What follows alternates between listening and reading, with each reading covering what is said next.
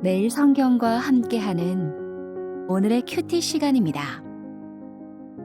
4월 5일 오늘의 말씀은 누가복음 19장 11절에서 27절입니다.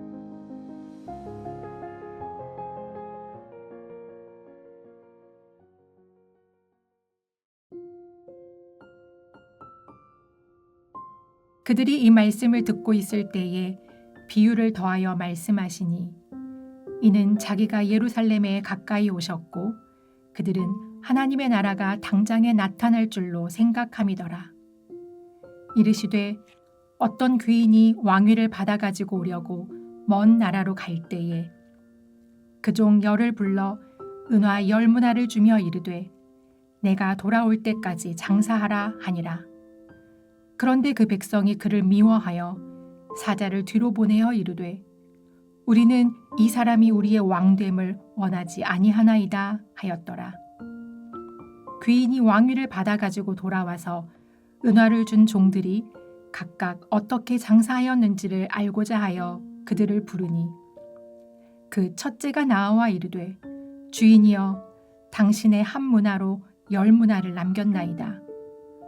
주인이 이르되 잘하였다 착한 종이여 내가 지극히 작은 것에 충성하였으니 10고을 권세를 차지하라 하고 그 둘째가 와서 이르되 주인이여 당신의 한 문화로 5문화를 만들었나이다. 주인이 그에게도 이르되 너도 5고을을 차지하라 하고 또 한 사람이 와서 이르되 주인이여 보소서 당신의 한 문화가 여기 있나이다. 내가 수건으로 쌓아두었었나이다. 이는 당신이 엄한 사람인 것을 내가 무서워함이라. 당신은 두지 않은 것을 취하고 심지 않은 것을 거두나이다. 주인이 이르되 악한 종아 내가 내 말로 너를 심판하노니 너는 내가 두지 않은 것을 취하고 심지 않은 것을 거두는 엄한 사람인 줄로 알았느냐. 그러면 어찌하여 내 돈을 은행에 맡기지 아니하였느냐. 그리하였으면 내가 와서 그 이자와 함께 그 돈을 찾았으리라 하고 곁에 섰는 자들에게 이르되 그 한 문화를 빼앗아 10문화 있는 자에게 주라 하니 그들이 이르되 주여 그에게 이미 10문화가 있나이다. 주인이 이르되 내가 너희에게 말하노니 무릇 있는 자는 받겠고 없는 자는 그 있는 것도 빼앗기리라. 그리고 내가 왕됨을 원하지 아니하던 저 원수들을 이리로 끌어다가 내 앞에서 죽이라 하였느니라. 주님의 평강을 빌겠습니다. 예루살렘 입성이 가까웠습니다. 예수님의 시선은 십자가를 향합니다. 제자들은 시선을 달리합니다. 예루살렘 입성과 함께 하나님 나라가 즉각적이고도 가시적인 지각 변동을 일으키리라 고대합니다. 저마다 자기 기대감에 취해 있는 걸 보시고 10문화 비유를 말씀하십니다. 과거 헤롯 1세가 죽었을 때 그의 아들 아켈라오가 왕위를 계승받기 위해 로마로 떠난 일이 있었습니다. 그때 50명가량의 유대인 사절단이 아켈라오 정권의 출범을 막으려 로마에 갔습니다. 누구나 알 법한 사건을 비유의 배경으로 끌어와 사용하십니다. 비유는 어떤 귀족이 왕위를 받기 위해 먼 길을 떠나는 것으로 시작됩니다. 귀족은 10명의 종을 불러 한 문화씩 나눠주며 자신이 돌아올 때까지 잘 불려보라고 말합니다. 귀족은 성공적으로 왕위를 받았고 먼 여행에서 돌아옵니다. 그동안 종들이 어떻게 장사했는지를 살펴봅니다. 첫 번째 종은 한 문화를 잘 돌려 10문화를 남겼다고 말합니다. 두 번째 종은 한 문화로 5문화를 남겼다고 보고합니다. 세 번째 종은 받았던 한 문화를 그대로 꺼냅니다. 그동안 수건에 싸서 보관해 두었다고 고합니다. 여러분이 아시는 대로 첫 번째 종과 두 번째 종은 칭찬과 상을 받았고 세 번째 종은 심한 꾸중을 들은 뒤 한 문화마저 빼앗깁니다. 이 비유에서 주목했으면 하는 구절은 14절입니다. 그 백성이 그를 미워하여 사자를 뒤로 보내어 이르되 우리는 이 사람이 우리의 왕됨을 원하지 아니하나이다 하였더라. 제자들은 아켈라오를 반대해 대표단까지 파송했던 역사와 유사한 일이 비유의 배경으로 설정된 것을 직감합니다. 왕이 되려는 자와 거부하고 막으려는 자들 사이에 형성된 대립구도에 자연스레 주의를 기울입니다. 귀족이 떠나 있는 동안에 적대 세력이 귀환을 막으려 어떤 일을 했을지 상상해 보십시오. 갖가지 적대 행위가 자행되는 환경에서 한 문화씩 맡은 종들은 자기 일을 지속해야 했습니다. 단순히 장사를 잘하는 문제가 아니지요. 때로는 사나운 위협 속에서, 때로는 달콤한 속삭임을 들으면서 변심하지 않는 게 과제였습니다. 귀족이 돌아와 칭찬할 때 충성됨을 언급한 이유도 거기에 있습니다.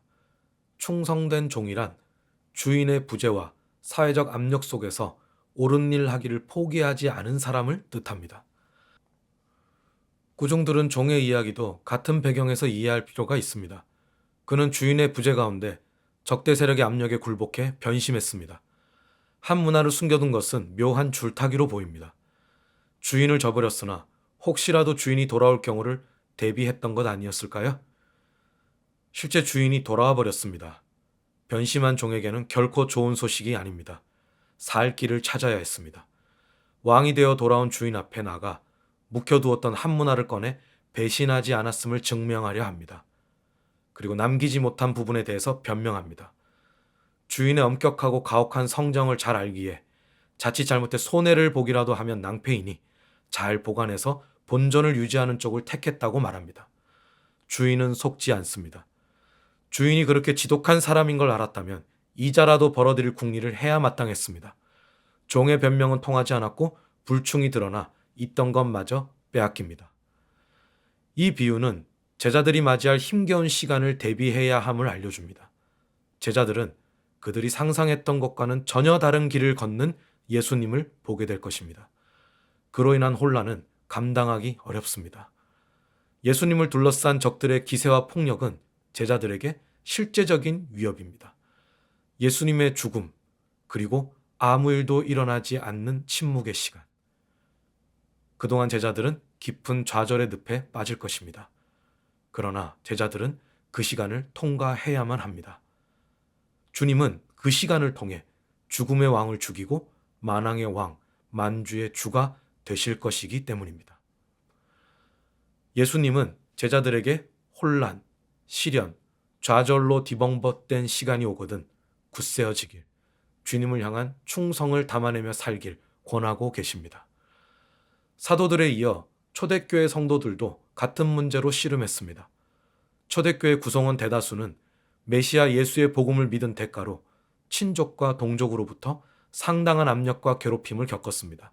유대 그리스도인, 이방 그리스도인 구분 없이 겪었던 일입니다. 괴로움은 계속되는데 상황은 나아질 기미가 없고 주님의 재림은 지연되는 듯 했습니다.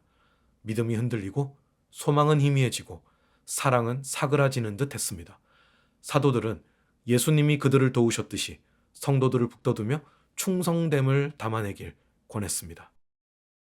충성됨은 모든 시대의 그리스도인들이 안고 사는 과제입니다. 오늘을 사는 우리도 마찬가지이지요. 진실과 거짓, 옳음과 그름이 뒤섞여버리고 예기치 못하게 찾아온 시련은 길어지고 상황은 점점 악화하는데 해결할 길은 막막할 때 한 문화씩을 맡았던 종들을 기억하십시오. 호락호락하지 않은 환경 속에서 주인을 향한 충심으로 살았던 종들의 모습을 곱씹어 보십시오.